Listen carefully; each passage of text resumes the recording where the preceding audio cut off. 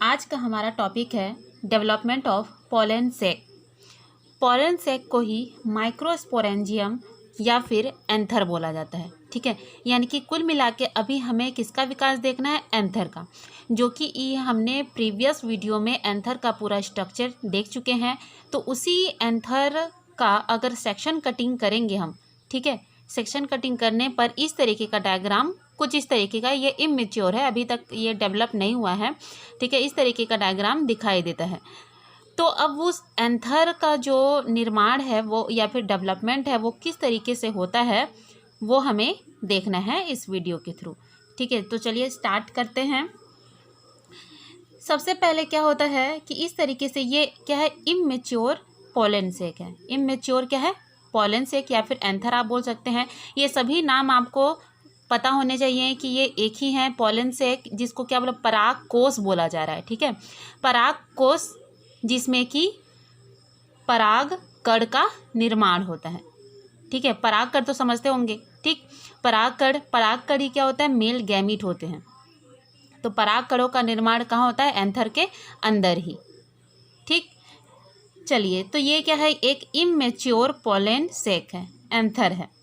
अभी ये क्या है? पूरी तरीके से परिपक्व नहीं हो पाया है। इसका डेवलपमेंट अभी क्या है? धीरे धीरे ये हो रहा है। तो इस कंडीशन में इसके चारों ओर क्या पाया जा रहा है? एक स्तर पाया जा रहा है जिसे बोला जाता है एपिडर्मिस, बाह्य त्वचा जिसको बोला जाता है। ठीक है, तो सभी में ये मैंने दर्शा दिया है कि इसका जो चारों तरफ का जो बाहरी स्तर है वो क्या है?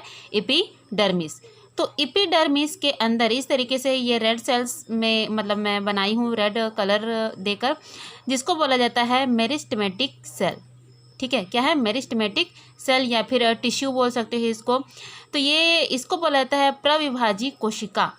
ठीक है, जिसमें क्या होती है? लगातार डिवाइड करने की क्षमता होती है। ये लगातार, ये सेल्स क्या है? लगातार डिवाइड होते रहते हैं और न्यू सेल का फॉर्मेशन करते रहते हैं।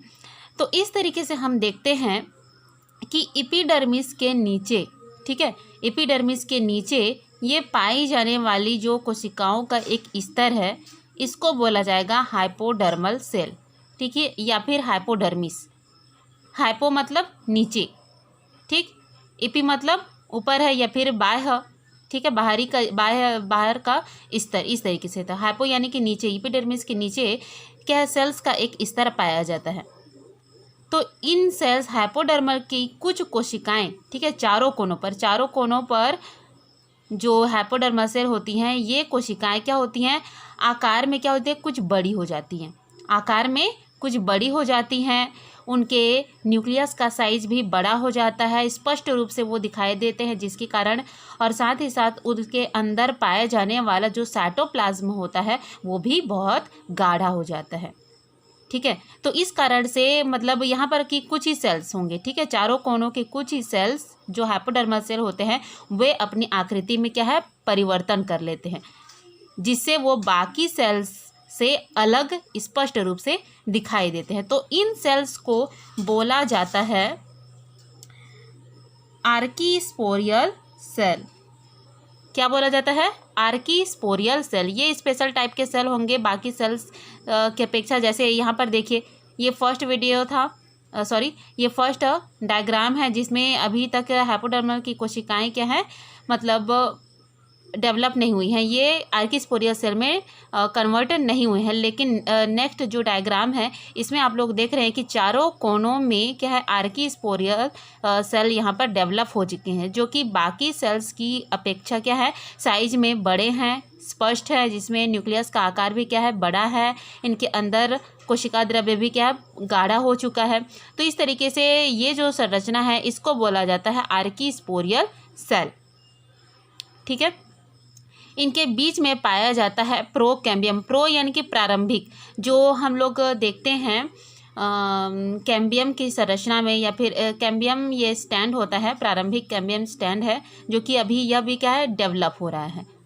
ठीक है, अब देख लेते हैं हम लोग कि किस तरीके से, तो इसको हम लोग किस तरीके से लिखेंगे। फर्स्ट स्टेप आपको मैं बता दे रही हूँ कि इसको लिखना किस तरीके से।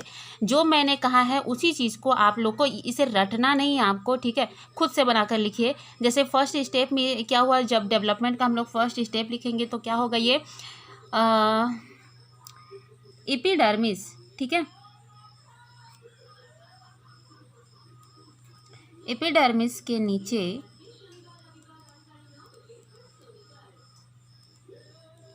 कुछ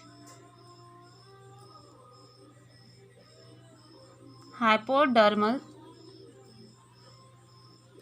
सेल्स जो होते हैं क्या कर लेते हैं, अपने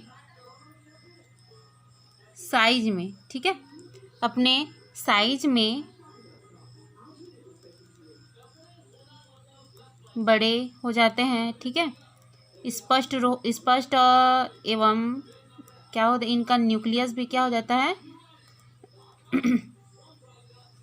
न्यूक्लियस भी बड़ा हो जाता है। और क्या हो जाता है, इनका जो साइटोप्लाज्म है, साइटोप्लाज्म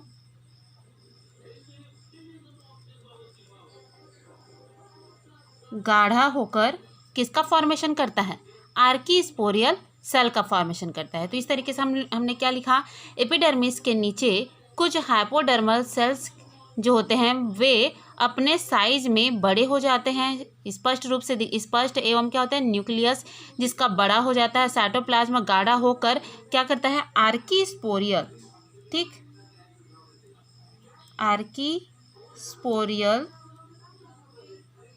सेल्स का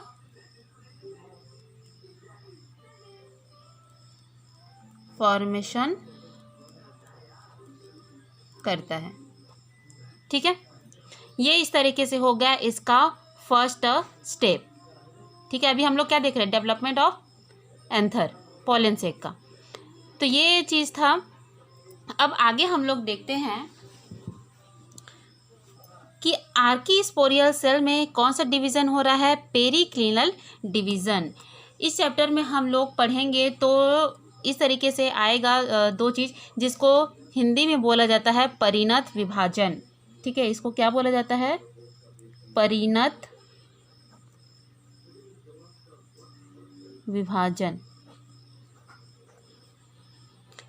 पेरिक्लिनल डिवीज़न को बोला जाता है परिणत विभाजन। तो ये पेरिक्लिनल डिवीज़न होता क्या है, ये देख लेते हैं। जब कोशिका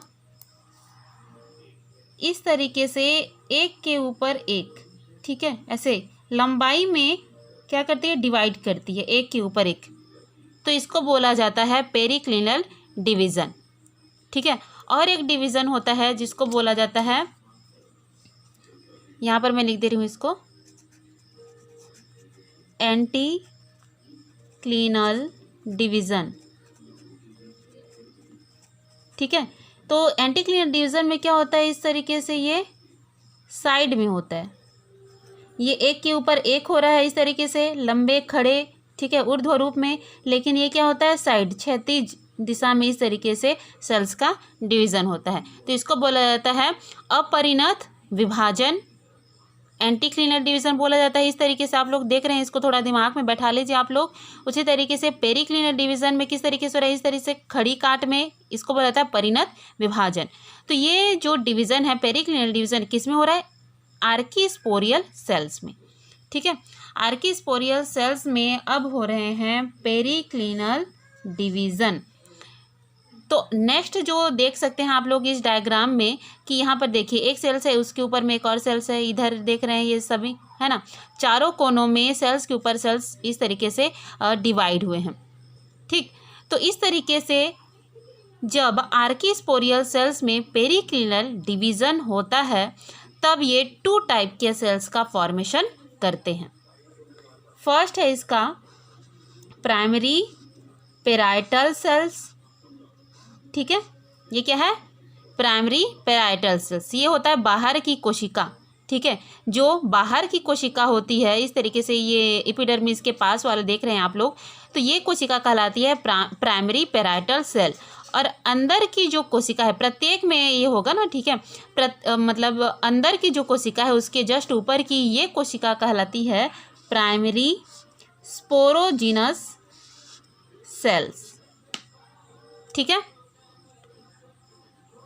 नीचे की ओर, ठीक है, यानी कि जो बाहर की ओर है वो क्या कहला रहा है, प्राइमरी पैराइटल सेल, और अंदर की ओर जो है वो प्राइमरी स्पोरोजिनस सेल्स का फॉर्मेशन करते हैं।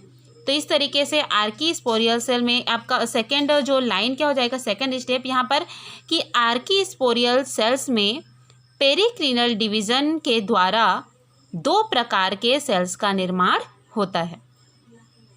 बाहर की कोशिका को प्राइमरी पैराइटल सेल्स और अंदर की कोशिका को प्राइमरी स्पोरोजिनस सेल्स कहा जाता है। इस तरीके से आपका ये सेकेंड स्टेप बनेगा। ओके, एंथर जो होता है वो 4 लेयर से मिलकर बना होता है। वो 4 लेयर कौन कौन से हैं? फर्स्ट है एपिडर्मिस, लेकिन बाकी जो 3 लेयर होते हैं उनका विकास धीरे धीरे एंथर के डेवलपमेंट के टाइम में होता है। तो बाकी तीनों का विकास किस तरीके से होता है उसे थोड़ा सा देख लेते हैं हम लोग। देखिए यहाँ पर क्या हो रहा था, आर्कीस्पोरियल सेल्स, ठीक है, आर्कीस्पोरियल सेल्स में क्या हो रहा है, पेरिक्लिनल डिवीज़न हो रहा है। ठीक है, पेरिक्लिनल डिवीज़न अभी बताई हूँ कुछ देर पहले कि जब आर्कीस्पोरियल सेल में पेरिक्लिनल डिवीज़न होता है तब आउटर साइड में क्या पाया जाता है, प्राइमरी पैराइटल सेल, और इनर साइड में क्या पाया जा रहा है, प्राइमरी स्पोरोजिनस सेल्स। तो जब प्राइमरी पैराइटल सेल्स में क्या होता है, पेरिक्लिनल और एंटीक्लिनल डिवीज़न होता है फिर से। ठीक है, फिर से क्या होता है, यानी कि इस तरीके से आधा तिरछा इस तरीके से दोनों साइड में ये क्या करते हैं, डिवाइड करते जाते हैं, जिसकी वजह से वहाँ पर 4-5 लेयर का एक लेयर बन जाता है। ठीक है, कोशिकाओं का एक स्तर बन जाता है। तो उसमें से क्या बोलना चाहिए, प्राइमरी पैराइटल सेल्स में यानी कि एपिडर्मिस के नीचे, ठीक है, एपिडर्मिस के ठीक नीचे का जो लेयर होता है उसे बोला जाता है एंडोथीसियम। क्या बोला जाता है, एंडोथीसियम। एंडोथीसियम के बाद जो बीच वाला लेयर होता है ये 2 से 3 स्तर का होता है जिसे बोला जाता है मिडिल लेयर, और मिडिल लेयर के नीचे एक स्तर पाया जाता है जिसको बोला जाता है टैपेटम। ठीक है, तो इस तरीके से निर्मित होते हैं बाकी के 3 लेयर। फर्स्ट का क्या हो गया, एपिडर्मिस, सेकंड में हो जाएगा एंडोथीसियम, थर्ड में हो जाएगा मिडिल लेयर, और फोर्थ में हो जाएगा टैपेटम। इन सभी का फंक्शन हम लोग डिटेल में देखेंगे अभी कुछ देर में। अभी हम देख लेते हैं तो आउटर प्राइमरी पैराइटल सेल से निर्मित हुए ये 3 लेयर। ठीक है, अब अगला हम लोग देख लेते हैं जो इनर मोस्ट लेयर होता है प्राइमरी स्पोरोजिनस सेल्स। इसमें होता है पहले तो समसूत्री विभाजन, माइटोसिस डिवीज़न। तो माइटोसिस डिवीज़न जब इनमें होता है तो इनमें फॉर्मेशन होता है किसका, माइक्रोस्पोर मदर सेल का। माइक्रोस्पोर मदर सेल में क्या हुआ, माइटोसिस डिवीज़न हुआ है जिसके द्वारा माइक्रोस्पोर मदर सेल में क्या है, ये क्या होंगे, डिप्लॉइड होंगे। ठीक है, ये सेल कैसे होंगे, डिप्लॉइड। लेकिन जब इसमें क्या होगा, मियोसिस डिवीज़न यानी कि अर्धसूत्री विभाजन होगा तो यहाँ पर क्या है, 1 माइक्रोस्पोर मदर सेल से, ठीक है, चलो यहाँ पर मैं लिख दे रही हूँ 1 माइक्रोस्पोर मदर सेल से कितने बनेंगे, 4 हैप्लॉइड माइक्रोस्पोर सेल। ठीक है, या फिर चलिए इसको नहीं लिखेंगे, फिर भी इसमें 4 हैप्लॉइड माइक्रोस्पोर का निर्माण होता है जिसमें गुणसूत्रों की संख्या क्या होती है, आधी होती है। ठीक है, इसी माइक्रोस्पोर को ही बोला जाता है पोलेन ग्रेन, परागकण जिसे, ठीक है, परागकण। इस तरीके से पोलेन ग्रेन आपका यही माइक्रोस्पोर ही, पोलेन ग्रेन ही क्या होता है, मेल गैमीट। ठीक है, तो इस तरीके से जो प्राइमरी स्पोरोजिनस सेल्स होता है इससे किसका निर्माण होगा, मेल गैमीट का। ठीक है, मतलब डायरेक्ट तो नहीं होगा, पहले ये किसका फॉर्मेशन करेंगे, माइक्रोस्पोर मदर सेल का। मदर सेल में क्या होगा, फिर से अर्धसूत्री विभाजन होगा। अर्धसूत्री विभाजन के द्वारा हम लोग जानते हैं कि 4 कोशिकाओं का निर्माण होता है। तो प्रत्येक, ठीक है, प्रत्येक यहाँ पर 1 माइक्रोस्पोर मदर सेल, आपको इतना याद रखना है। ठीक, तो इस हिसाब से उसमें जितने माइक्रोस्पोर मदर सेल होंगे प्रत्येक से 4 क्या बनेंगे, हैप्लॉइड माइक्रोस्पोर का निर्माण होगा। ओके, तो इस तरीके से अब हम देखते हैं कि धीरे धीरे क्या होता है, इस तरीके से इसका विकास होता जाएगा। तो विकास के दौरान ये लास्ट स्टेज, मतलब क्या बोलना चाहिए, एक मैच्योर जो एंथर होता है वो इस तरीके से दिखाई देगा। इस तरीके से कुछ आकृति होगी। तो चलिए इसका हम लोग एक देख लेते हैं डायग्राम, साथ ही साथ इनके जो 4 लेयर हैं उनके भी फंक्शन देख लेते हैं। मैंने एक एंथर का हाफ डायग्राम बनाया हुआ है यहाँ पर, ठीक है, जिसमें स्पष्ट रूप से उनकी आकृति के अनुसार जिस तरीके से उनकी आकृति होती है उसी रूप में इनको दर्शाया हुआ है। तो चलिए यहाँ पर हम इनके जो 4 लेयर हैं उनके बारे में पढ़ लेते हैं। फर्स्ट लेयर जो होता है इनका है एपिडर्मिस। देख रहे हैं आप लोग, इस तरीके से आउटर एक लेयर है, ठीक है, ये बाहरी स्तर कहलाता है एपिडर्मिस, ठीक है। एपिडर्मिस ये क्या होता है, आउटर मोस्ट लेयर है, जो कि क्या है, एक प्रोटेक्टिव लेयर भी होता है, ठीक। एक पोलन सेक के चारों ओर को ये क्या रहता है, घेरे रहता है, ठीक है ना। और क्या होता है, आफ्टर मैच्योरेशन ये क्या हो जाता है, सूख जाता है। यानी कि जैसे ही क्या ये पूरा एंथर पूरी तरीके से मैच्योर हो जाता है, परिपक्व हो जाता है, तब जाकर ये क्या हो जाता है, जो वाटर लॉस होता है उसके कारण ये लेयर सूख जाते हैं और लास्ट में क्या हो जाता है, ये पूरी तरीके से फट जाते हैं। तो फट जाते हैं ये किस तरीके से होगा, ये सभी को भी अभी देखेंगे कि क्यों फटते हैं, ठीक है, ये भी जानना जरूरी है। तो इस तरीके से ये समझ में आया कि एपिडर्मिस क्या होता है, एक सुरक्षात्मक आवरण होता है जो कि एंथर का बाहरी स्तर होता है और उसको चारों ओर से घेरे रहता है। जैसे ही एंथर क्या होता है, पूरी तरीके से परिपक्व हो जाता है, यानी कि मैच्योरेशन ये मैच्योर हो जाते हैं पूरी तरीके से, तब जाकर ये लेयर क्या है, पूरी तरीके से सूख जाएगा और फटने लगता है, ठीक है। क्यों, क्योंकि वाटर लॉस होता है। अगला जो स्तर है इसी के नीचे, ठीक है, एपिडर्मिस के नीचे इस तरीके से आप लोग स्ट्रक्चर देख रहे हैं ये ग्रीन लाइनिंग में, ठीक है, ये स्तर कहलाता है एंडोथीसियम, ठीक है। एंडोथीसियम क्या होता है, लंबे होते हैं, लॉन्ग होते हैं और कॉलमनर यानी कि स्तंभा आकार के होते हैं, ठीक है। स्तंभा आकार में इनकी ये जो सेल्स है इनकी आकृति होती है। ये क्या करते हैं, हेल्प इन डेहिसेंस, ठीक है, डेहिसेंस यानी कि स्फुटन। इसके पहले, ठीक है, कल नाइट में मैंने एक ईमेल सेंड किया था जिसमें सभी का क्या है, हिंदी और इंग्लिश नाम है, जिसको आप लोग को याद रखना है कि ये क्या होते हैं, थोड़ा सा उसको देखिए, ठीक है, उसके बाद इस वीडियो को देखिए तो ज़्यादा समझ में आएगा। तो उसमें मैंने डेहिसेंस का भी लिखा हुआ है, स्फुटन क्या हो इस तरीके से। तो डेहिसेंस यानी कि एक तरीके का विस्फोट है, ठीक है, मतलब जैसे ही जो मेल गैमीट है यानी कि पोलन ग्रेन जैसे ही मैच्योर हो जाते हैं तो क्या होता है, अब मेल गैमीट को फीमेल गैमीट के पास पहुंचना होता है। तो जब तक वो इस एंथर से बाहर नहीं निकलेंगे तब तक वो फीमेल जो फ्लावर होगा उसके पास तो पहुंच ही नहीं सकते। तो इनमें क्या होती है, डेहिसेंस की क्रिया होती है, स्फुटन, स्फुटन यानी कि विस्फोट, ठीक है, ये फटते हैं। एंथर पूरी तरीके से क्या हो जाता है, फट जाता है। तो फटते हैं एकदम झटके के साथ, तो उसके अंदर जितने भी पोलन ग्रेन होते हैं वे क्या होते हैं, अब फटेंगे तो वहाँ से वो पूरे क्या हो जाते हैं, जितने भी पोलन ग्रेन है वो बाहर आ जाते हैं। अब बाहर में क्या है उनके लिए माध्यम, जैसे हवा चल रहा है तो हवा के माध्यम से, पानी है तो पानी के माध्यम से, कोई कीट आके बैठा हुआ है मतलब कीट के मतलब यानी कि जैसे ही एंथर क्या है पूरी तरीके से मैच्योर हो गया है, कोई कीट आकर उसके ऊपर में बैठा तो वो क्या है, तुरंत फट जाते हैं। तो कीटों के पैरों के साथ, हाथों, पंखों में इस तरीके से वो चिपक कर दूसरे फ्लावर तक वो इस तरीके से पहुंच जाते हैं, ठीक है। तो इस तरीके से क्या होता है, जो एंडोथीसियम होता है ये हेल्प करता है डेहिसेंस ऑफ एंथर में, ठीक है। ये स्तर किसके मतलब स्फुटन में हेल्प कर रहा है, एंथर के, ठीक है। अगला क्या है, दो पोलन सेक या फिर माइक्रोस्पोरेंजियम के बीच एंडोथीसियम की लेयर क्या होती है, पतली होकर स्टोमियम का फॉर्मेशन करती है, ठीक है। देखिए ये हो गया फर्स्ट, ऐसा ही सेम स्ट्रक्चर यहाँ पर भी होगा, ठीक है। यहाँ पर ये पोलन चैम्बर है ना, हमने देखा है मतलब इसके पहले पढ़ा हुआ है कि एक एंथर में, ठीक है, क्या है, एक एंथर में, ठीक है, एक एंथर में टोटल कितने होते हैं, 4 पोलन चैम्बर होते हैं और 1 एंथर लोब में कितने होते हैं? 2 पोलन चैम्बर। ये मैंने बताया था, ठीक है, कंफ्यूज नहीं होना है। पूरा अगर एक एंथर की बात करें तो पूरा एंथर आ जाएगा। तो एक एंथर में कितने होते हैं? 4 पोलन चैम्बर।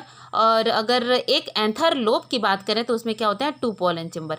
तो इस तरीके से आपको ये 2 पोलन चैम्बर दिखाई दे रहे हैं। एक साइड का मैंने बनाया है, एक और इस तरीके से बनेगा, ठीक है। हाफ मैंने बनाया हुआ है यहाँ पर, तो सेम डायग्राम यहाँ पर भी होगा। इस तरीके से ये गोल बनेगा, ठीक। मैंने ज़्यादा बनाया नहीं है, आप चाहें तो बना सकते हैं। तो देखिए यहाँ पर जो इस तरीके से ये वाला भाग क्या कहला रहा है? स्टोमियम। तो स्टोमियम का फॉर्मेशन भी कौन करता है? एंडोथीसियम। तो यहाँ पर देख सकते हैं कि 2 पोलन सेक, यहाँ पर क्या है? ये 1 2 2 पोलन सेक, या फिर इसी को क्या बोला जाता है? माइक्रोस्पोरेंजियम। इन दोनों के बीच में, ठीक है, इन दोनों के बीच क्या होता है? ये ग्रीन वाला पार्ट आप लोग देख रहे हैं, ये स्तर क्या होता है? पतला हो जाता है, बहुत ही पतला हो जाता है और निर्माण करता है स्टोमियम का, ठीक है। स्टोमियम क्या होता है? पोलन ग्रेन के निकलने का मार्ग होता है। यानी कि जब ये एंथर क्या पूरी तरीके से इसमें डाइसेंस होता है, यानी स्फुटन की क्रिया होती है, तो इसी जगह से जितने भी पोलन ग्रेन होते हैं वो बाहर निकलते हैं, ठीक है।